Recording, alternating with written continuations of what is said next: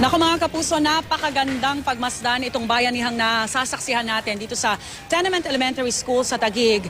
Ang pinakamatandang eskwelahan ng lungsod at isa sa pinakamalaking eskwelahan dahil alam nyo ba ha, aabot ng 10,000 estudyante mula kinder hanggang grade 6 ang papasok pagdating ng June 2. Nag-umpisa na nga ang ikalawang araw ng Brigada Eskwela, 90 classrooms, ang matyagang nililinis ng ating mga volunteers, guro, may mga barangay officials. Siyempre malaking tulong din ang civil military operations ng Philippine Army dito sa isinasagawang effort na ito nationwide para ihanda ang pasilidad ng mga eskwelahan sa pagbabalik eskwela sa darating na 2 ng Hunyo. Nakikita nyo, no?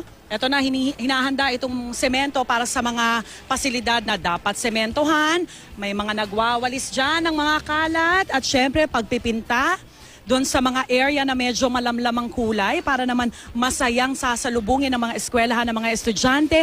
Pinintahan nila ng dilaw, itong kanilang may mga walls na pinintahan, no? At ito, no, may mga magulang na tayo na maagang maaga ay nandito na dahil sa effort po ng local government ay mamimigay ng mga libreng school supplies. Meron tayong bags, school uniforms, pati sapatos. Alam nyo ba, January pa lang ay sinukatan na itong mga nag-pre-register na mga estudyante para imbes na tela lang yung ibigay at sila pa magpapatahi, yung mga magulang, ready-made na itong mga uniforms na kanilang matatanggap. 10,000 students, you just can't imagine kung paano ina-accommodate ng eskwelahang ito, itong mga estudyanteng paparating.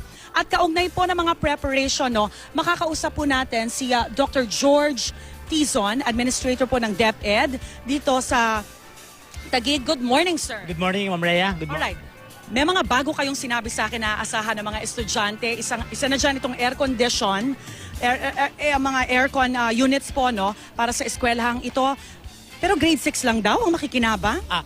Totoo po yan. No? Ngayon pong bagong school year 2014-2015, matutuwa po ang aming mga mag-aaral sapagkat pagpasok po nila, ang mga paaralan po, ang silid paaralan ng mga public school po, hindi lang po sa Tenement Elementary School, sa buong Taguig City po, ay binigyan ni Mayor Lani Cayetano ng libreng air condition unit. Katunayan po, dito po ay merong 40 units of air condition na ilalagay sa mga public classroom.